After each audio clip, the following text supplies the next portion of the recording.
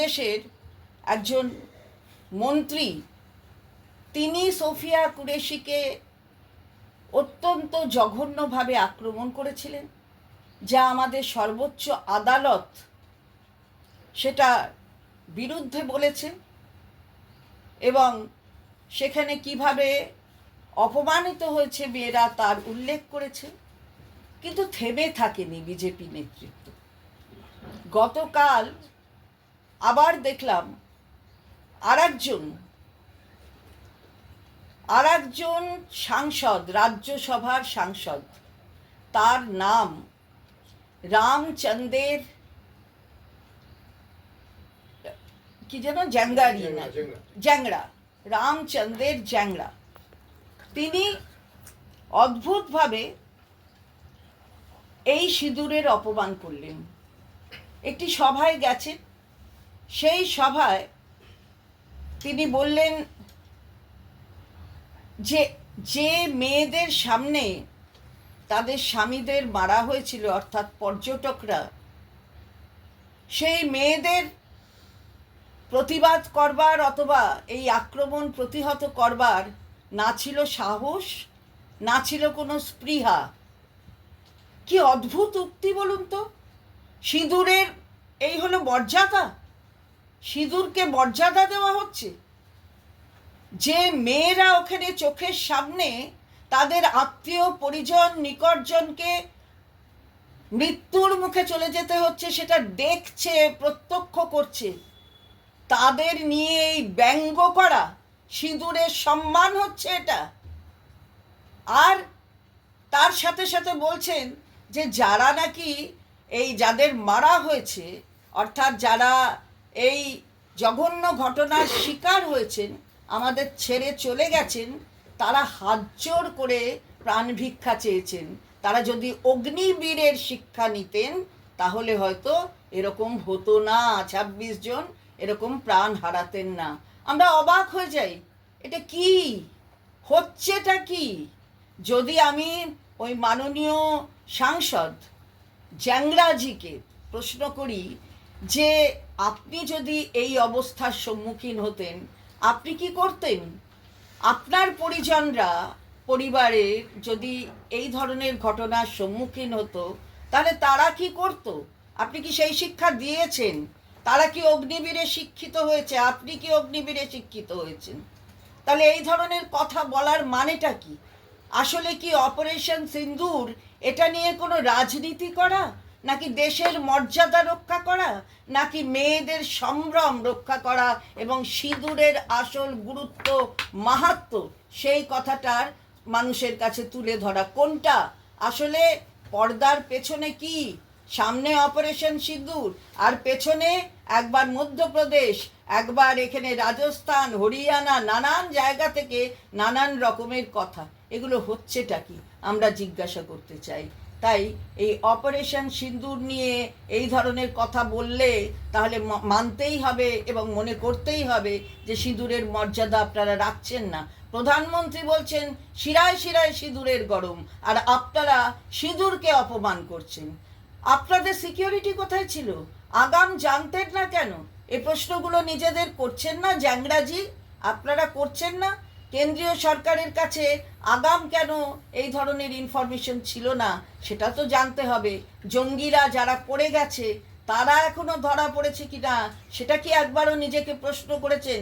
নাকি কেন্দ্রীয় সরকারকে প্রশ্ন করেছেন? নাকি দলের মধ্যে আলোচনা করেছেন? কি করেছেন সেটা দেশবাসীর সামনে তো আসতে হবে। সুতরাং এইভাবে সিঁদুরের অমর্যাদা করবেন না। আমরা তীব্রভাবে ধিক্কার জানাই। মহিলারা একজোটে এক স্বরে কথা বলবে। যে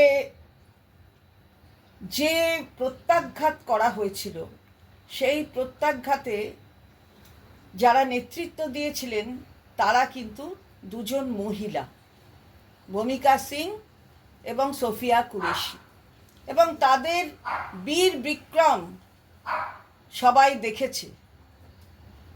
এই দেশের মানুষ দেখেছে কিভাবে তারা সেনানীদের নেতৃত্ব দিয়েছেন এবং জীবন বিপন্ন করে নিজেদের এই কাজটা তারা করেছেন।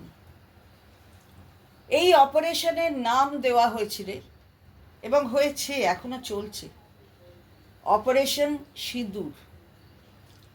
অপারেশন সিঁদুর অর্থাৎ সিঁদুরের যে ঐতিহ্য, যে সম্মান, সেই দিকে তাকিয়েই হয়তো এই নামটা কেন্দ্রীয় সরকারের পক্ষ থেকে এই অপারেশনের নাম দেওয়া হয়েছিল। এবং আপনারা এটাও দেখেছেন যে এই অপারেশন সিঁদুরের কথা এবং তার সাথে যে সন্ত্রাসবাদের শিকার হয়েছিল দেশ, সে কথা বলতে যে প্রতিনিধি দল কেন্দ্রের থেকে গেছে, তারা বিভিন্ন রাষ্ট্রে ভ্রমণ করছেন এবং সেখানে আমাদের সম্মানীয় সাংসদ, আমাদের দলের সাধারণ সম্পাদক অভিষেক বন্দ্যোপাধ্যায়, তিনিও গেছেন। তিনিও তার পক্ষ থেকে যা বলার বলেছেন, আপনাদের মাধ্যমে দেশবাসী সেটা শুনেছে। আমরা অদ্ভুতভাবে দেখছি যে একদিকে বলা হচ্ছে অপারেশন সিঁদুর অর্থাৎ সিঁদুরের মর্যাদা। মাননীয় প্রধানমন্ত্রীও বলেছেন তার বক্তৃতায়, আমরা শুনলাম, সম্ভবত রাজস্থানে বক্তৃতা দিচ্ছিলেন, সেখানে বললেন যে তার প্রত্যেকটা শিরায় শিরায় শিরায় সিঁদুরের গরম, অর্থাৎ রক্তের গরম নয়, সিঁদুরের গরম। কোথা থেকে বললেন? রাজস্থান থেকে বললেন। কিন্তু আমরা দেখলাম এবং শুনছি অবাক হয়ে যে তাদের যে নেতৃত্ব, তারা কিভাবে এই সিঁদুরকে অপমান করছে। এদের শিকার হয়েছে আমাদের দেশ। গত 22শে এপ্রিল নির্মমভাবে 26 জন পর্যটককে হত্যা করা হয়েছিল এবং এটা জঙ্গি হানা, পাকিস্তানের মদতে জঙ্গি হানা হয়েছিল। সবাই একসাথে দেশের সাথে ঐক্যবদ্ধ হয়ে এক কণ্ঠস্বরে এর প্রতিবাদ করেছিল এবং আমরা বিশেষ করে তৃণমূল কংগ্রেসের পক্ষ থেকে আমরা সবসময় দেশের ঐক্যের কথা বলে থাকি এবং এই বিষয়ে, অর্থাৎ দেশের ওপর যখন আক্রমণ, তখন এক স্বরে আমরা কথা বলবো, এটাই আমাদের মাননীয়া নেত্রী মমতা বন্দ্যোপাধ্যায় তিনি বলেছেন এবং আমাদেরও সেই কথা অনুসরণ করতে বলেছেন। তার অপমান নয়, কোনো মহিলার অপমান নয়।